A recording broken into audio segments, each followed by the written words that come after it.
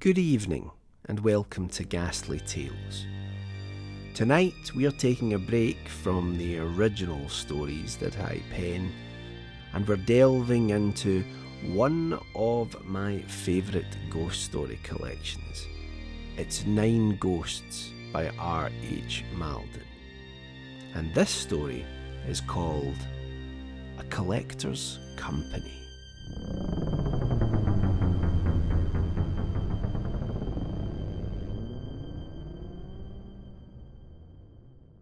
The story which follows was told to me rather more than 30 years ago. The narrator was elderly then. He died very soon after the end of the last war with Germany, so there can be no harm in repeating it now. His name, if you want to know, was Arthur Harberton. As he was a young man when it happened to him, I suppose it must be dated not long after the year 1870. I made notes of it at the time, and reproduce it now as nearly as I can in his own words. 3 years after my ordination, I was offered a post as a college lecturer at Cambridge. That was the kind of work which I had always thought that I should like, at any rate for a few years, so I accepted the offer very gladly. I have never regretted that I did so, nor that I did not devote the rest of my life to academic work. I was not dean of the college, and as in those days the number of fellows in holy order was much larger than it is now, it was very seldom necessary for me to be in the chapel on a Sunday. Accordingly, I used to go about the diocese a good deal, visiting the country churches. I don't think that I was under any illusion as to my powers as a preacher even then, but I thought without, I hope, undue vanity, that it might be good for village congregations to hear a fresh voice occasionally, and even for the incumbent, if he were present. That was not always the case, for I was always willing to take the whole duty of the day if I were asked, so that the incumbent might secure a short holiday. As a rule, I enjoyed these expeditions thoroughly. They began with a short train journey, followed by a drive from the station, sometimes of as much as 10 miles. Country lanes were country lanes then. They had not been blackened with tar macadam, and motor cars were, of course, unknown. An occasional traction engine, preceded by a man on foot carrying a red flag, was the only disagreeable object likely to be encountered. From a dog cart, which was usually the vehicle which came to meet me, it was possible to see over the hedges and to get a very fair idea of the country as you went along at 8 to 10 miles an hour. My hosts were generally interesting. For the most part, they were country-bred men who belonged naturally to their surroundings. Many of them had a wide variety of interests and sometimes a store of real knowledge on which they were ready to discourse to a stranger. When I had the house to myself, it was amusing to try to deduce what manner of man the owner might be from his books and pictures. Most of the churches and a good many of the houses presented features of architectural interest which appealed to me strongly. Besides, I used to enjoy such conversations as I might have with rural churchwardens, sextons, and other parish officials. I remember one churchwarden, a farmer, I think, who had heard that Huntingdon was a fine town. Personally, he had never penetrated farther than St. Neots. When I told him that I lived at Cambridge, I might as well have said Pekin or Timbuktu. In another place, the village schoolmaster was opposed to elementary education in the abstract, not merely to the particular form of it which he was required to administer. He thought it unsettled children and took them off the land. There was, no doubt, something to be said on behalf of his views, but I couldn't help wondering whether he were quite the right man in the right place. Well, no doubt the countryside is more sophisticated now, and I won't bore you with speculations as to whether the gains outweigh the losses or not. So, as you see, I had good reason to look forward to these excursions. In fact, I only once got to a place which I should not care to visit again, and that is the one which I am going to tell you about now. All the same, I don't entirely regret that I did go there. Anyhow, it was a unique experience. Towards the end of one October term, I got a letter from the bishop's chaplain asking me if I could preach twice on the following Sunday at a village about 25 miles from Cambridge. I don't think I will tell you in what direction. The incumbent, it appeared, was not very well, and having no curate, was doubtful of his ability to get through the day single-handed. As it would be the second Sunday in Advent, it would not be difficult for me to preach at short notice. The collect and epistle of the day provided me with a subject ready-made, a subject, moreover, which I have always found particularly congenial. I discovered that there was a convenient train to the nearest station on the Saturday afternoon, and from it on the Monday morning, so I telegraphed yes, and wrote to my prospective host to say when I might be expected. It was a little after 3 when I got out at a wayside station. I was met by a groom with a dog-cart who brought a note from his master apologising for not having come in person. As I had understood that he wasn't well, I hadn't expected him. I will call him Melrose. As we drove away from the station, I said to the groom, "I hope Mr. Melrose has nothing serious the matter with him." "No," he replied, "but he do come over all queer-like at times, so he do, when he have one of his turns. Well, it's not for me to be explaining of it, if you take my meaning, sir."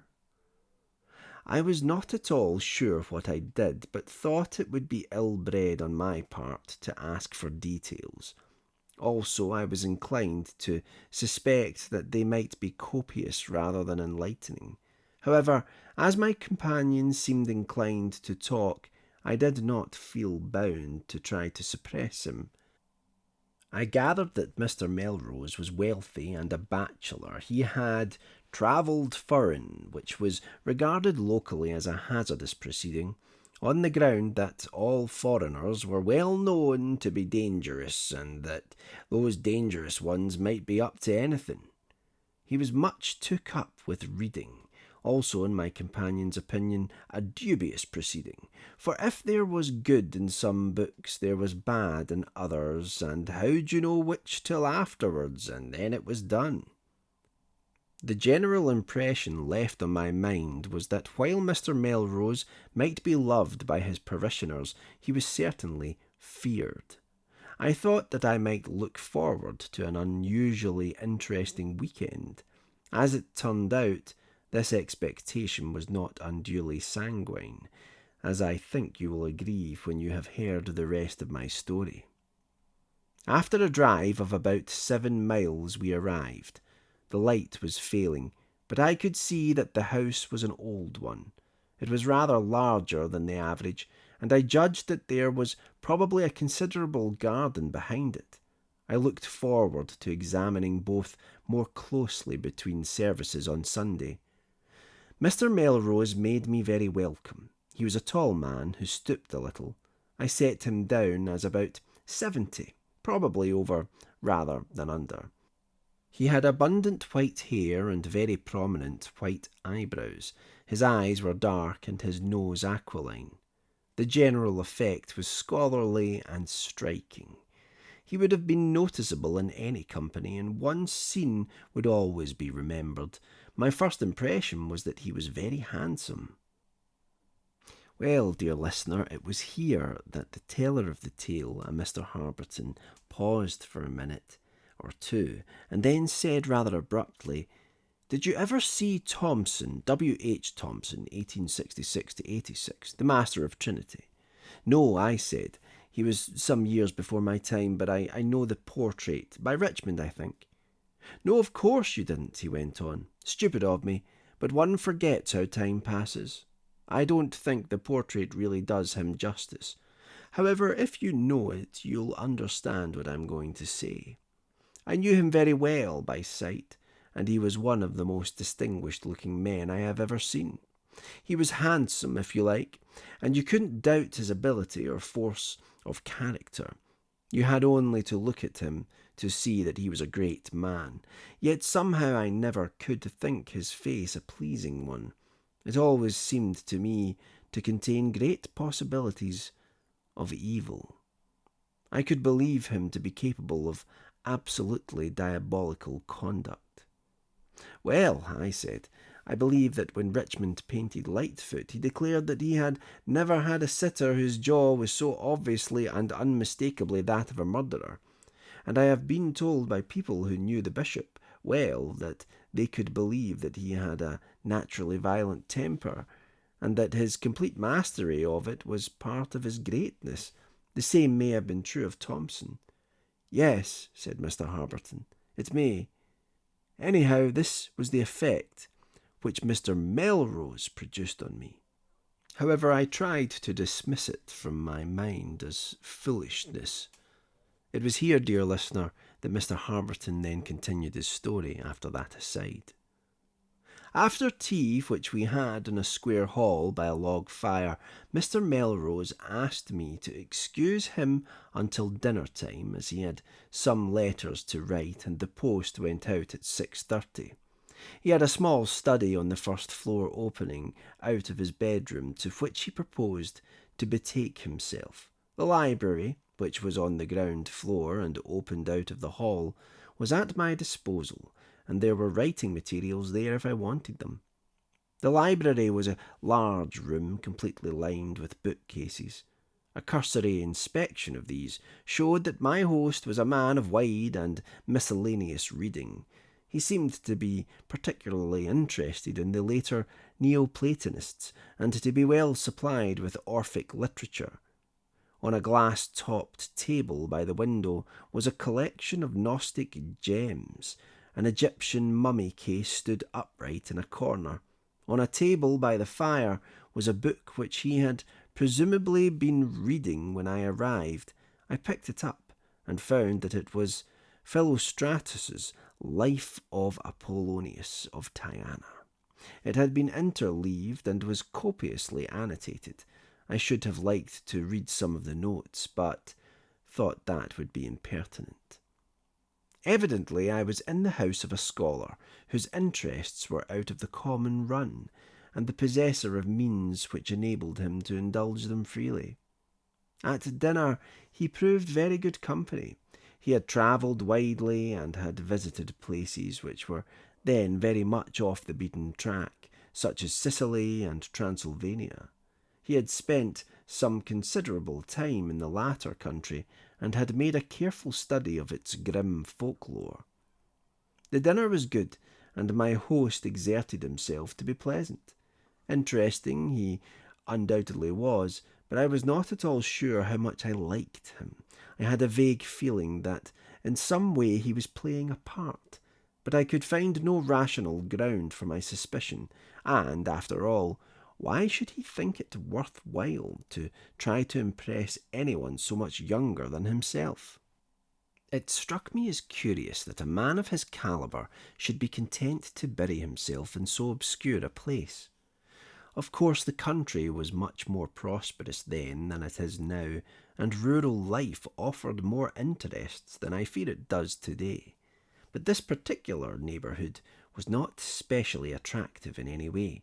Most of the land had belonged to the See of Ely and was now administered by the ecclesiastical commissioners. I believe that they are always considered to be good landlords, but naturally there are seldom any country houses other than farms on their estates.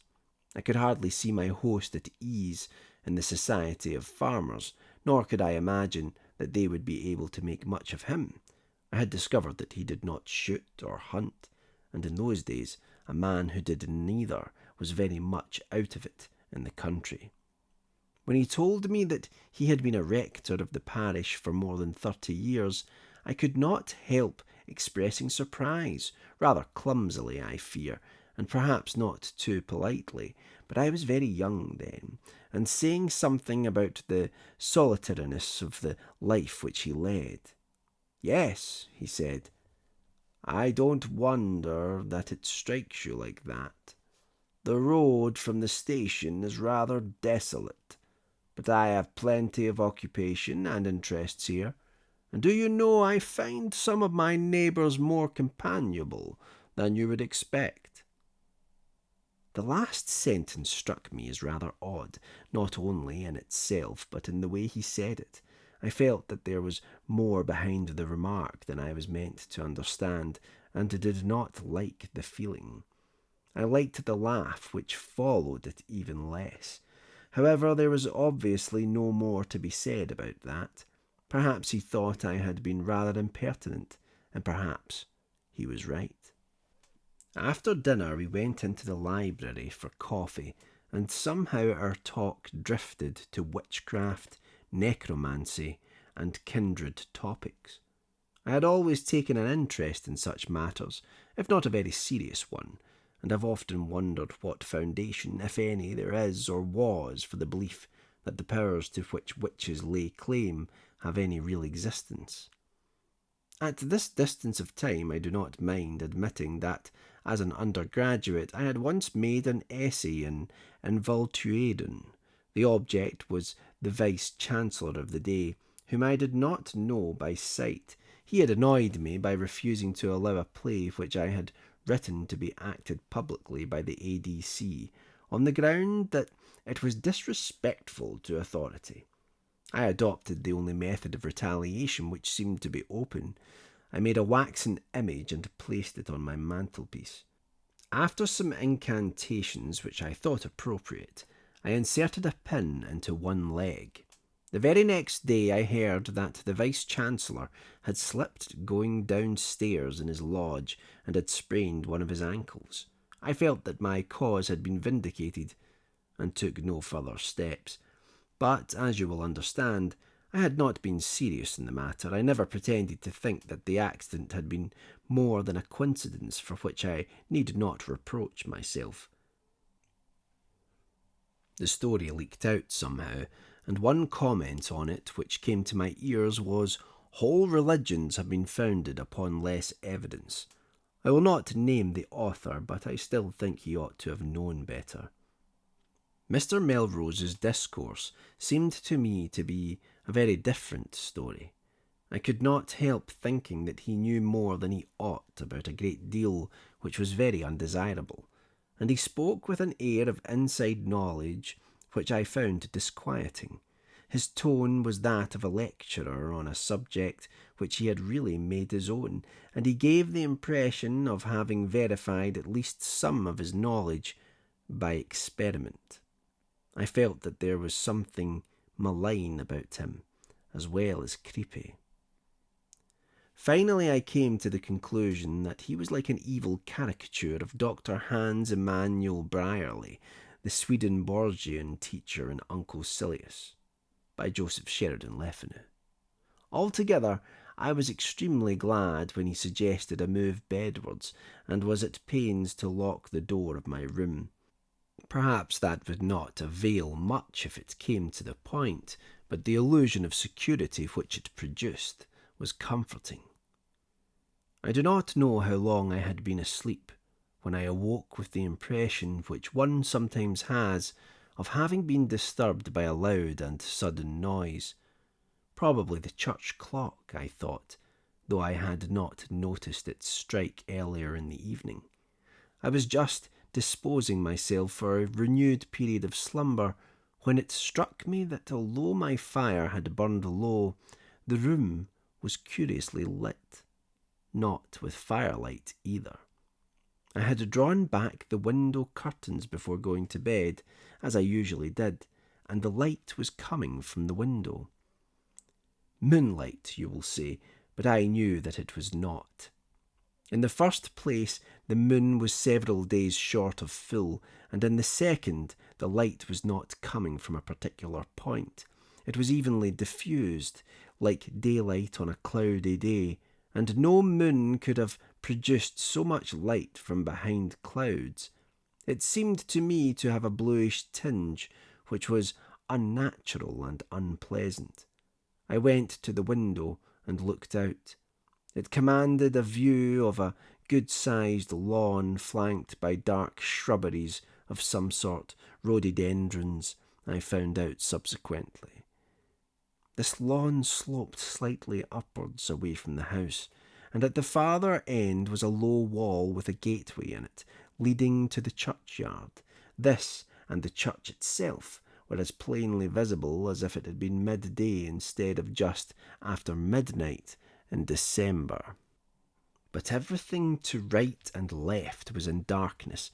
I felt as if I were looking down an illuminated tunnel, and it seemed obvious that something would appear at the upper end. I took my courage in both hands and waited. I did not have to wait long. Through the gate in the churchyard wall came my host. He seemed to be wearing a cassock with a long black cloak over it. On his head was a high-pointed cap, something like a mitre, and he carried a short rod in his right hand. He came straight down the lawn towards the house. I wondered whether I was as visible to him as he was to me, and hoped not. Anyhow, I felt bound to see the performance through. He was followed by a number of figures, I think about 12, but I could not be sure. Although there seemed to be plenty of light, they were somehow curiously indistinct. They may have dodged behind each other from time to time in some odd fashion. Anyhow, I found that it was no use to try to count them. They were dressed in long black cloaks with hoods which prevented their faces from being seen. On the whole, I felt glad of that. They moved rather stiffly, like marionettes. Of course, their feet made no sound upon the grass, but I was conscious of a faint creaking, the source of which was not easy to determine. It might have been produced by the breeze in the shrubbery, but I did not think that it was. The procession advanced until it had reached the middle of the lawn. Then the leader stopped, and the others formed a circle round him. Still, I could not be sure how many they were. Every time I tried to count them, I became confused and arrived at a different result.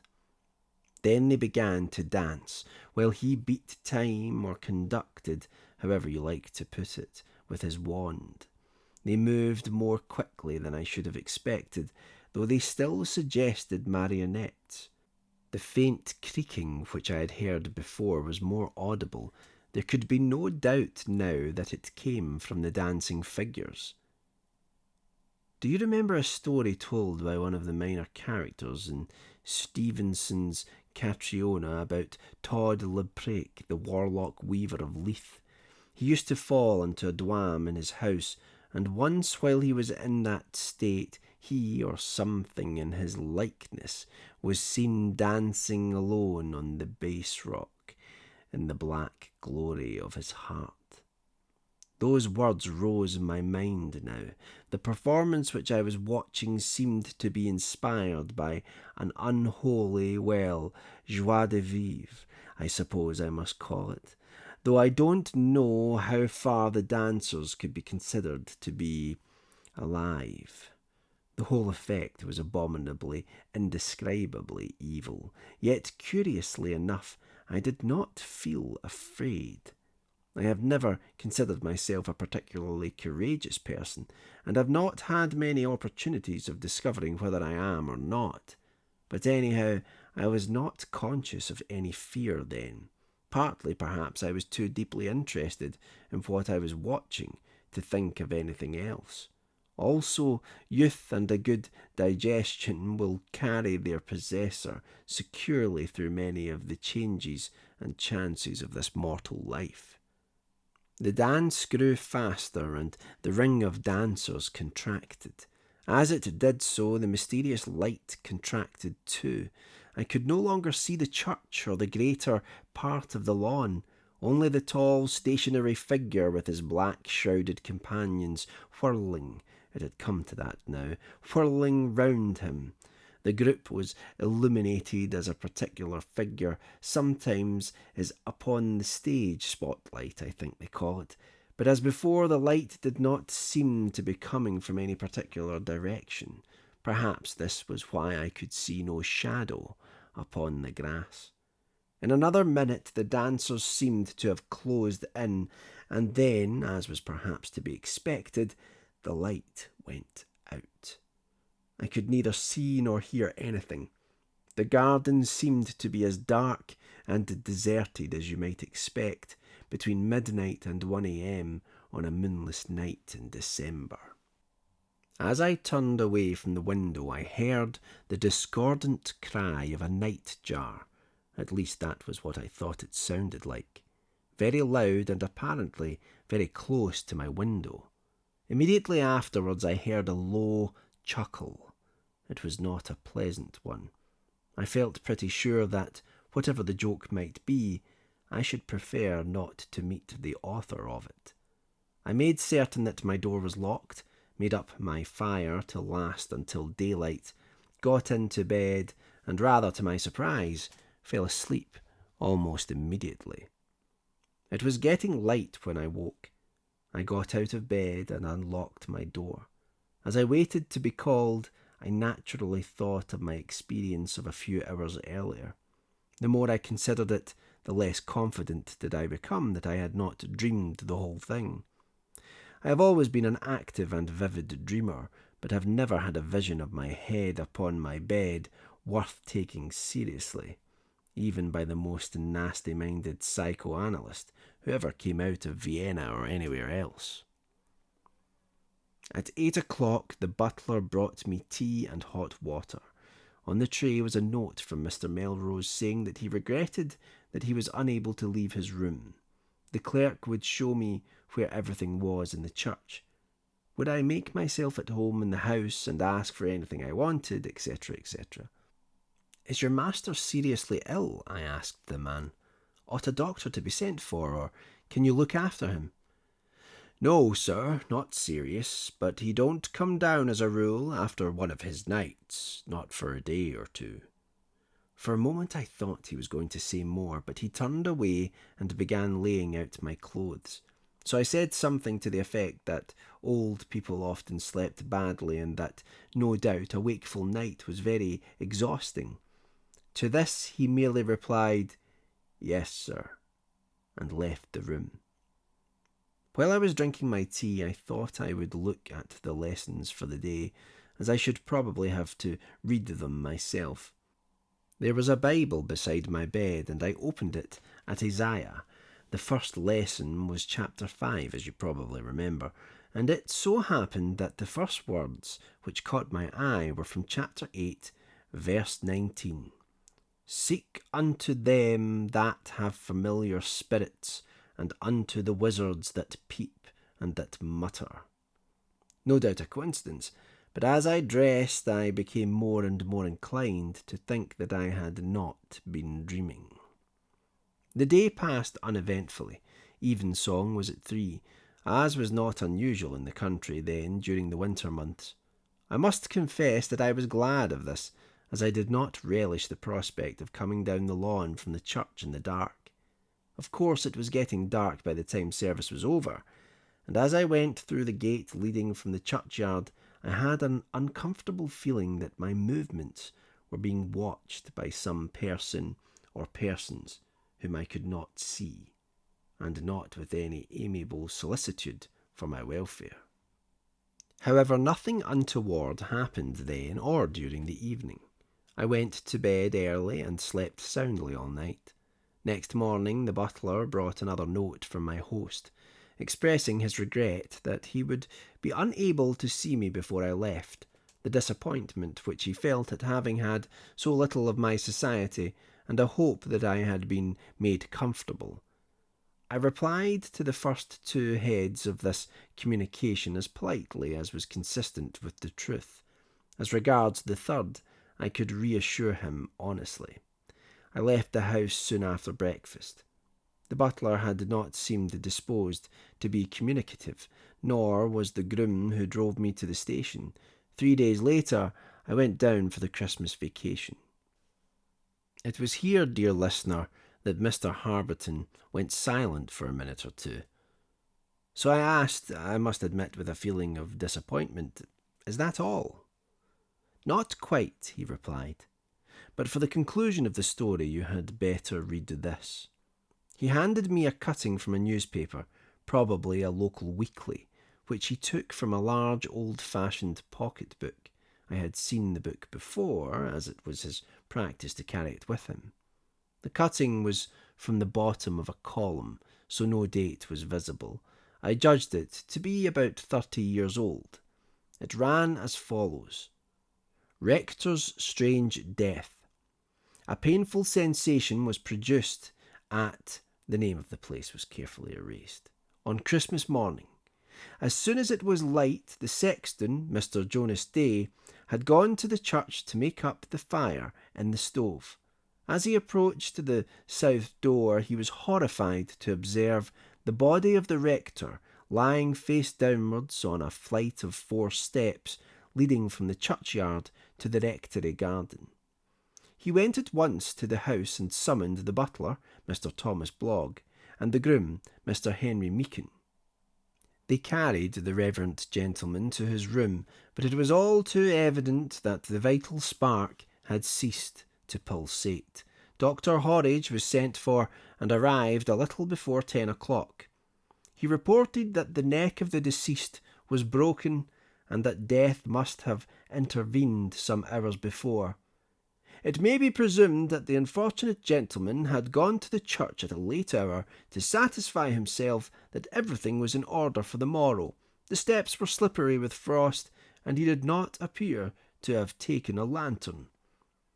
The Reverend had held the rectory for 32 years, and the sad occurrence cast a deep aroma of gloom over the festivities naturally incidental to the day. The inquest was held at the Fox and Grapes on the 30th, Dr. Horridge presiding as coroner. Mr. Blogg deposed that his master not infrequently went to the church late at night. When asked by one of the jury if he knew for what purpose, he replied that he had never demeaned himself to curiosity in his master's business. He was warmly commended by the coroner for his reply. Mr. Day deposed that when he approached the body, he saw some curious marks on the back of the coat. When pressed to describe them, he said, "like muddy claws." Neither Mr. Blogg nor Mr. Meakin had noticed these. The coat was sent for, but it had been brushed. The coroner thought that they might easily have been made by an owl or some other bird of the night perching upon the body after life was extinct, and by his direction the jury returned a verdict of death by misadventure. "May I take a copy of this?" I asked. "Yes, if you like," said Mr. Harberton. And I did.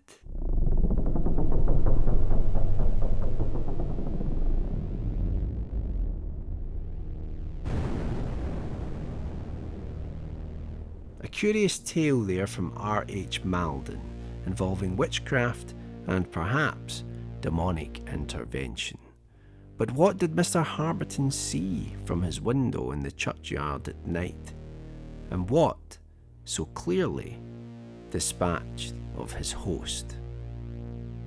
If you enjoyed tonight's tale, please consider supporting the podcast and all other Ghastly Tales productions. The best way to do that is to leave a review for the podcast, and if you feel that you can, please feel free to click on the Patreon link in the show notes below and pledge your support for some unique perks and bonuses. Well, looks like the storm is coming again. It's time to be on your way. But should you see some cloaked figures wandering by a graveyard with a creak and a groan, perhaps walk the other way. Your life nay, your soul may depend upon it. Unpleasant dreams, dear listener, and I'll see you again for the next ghastly tale.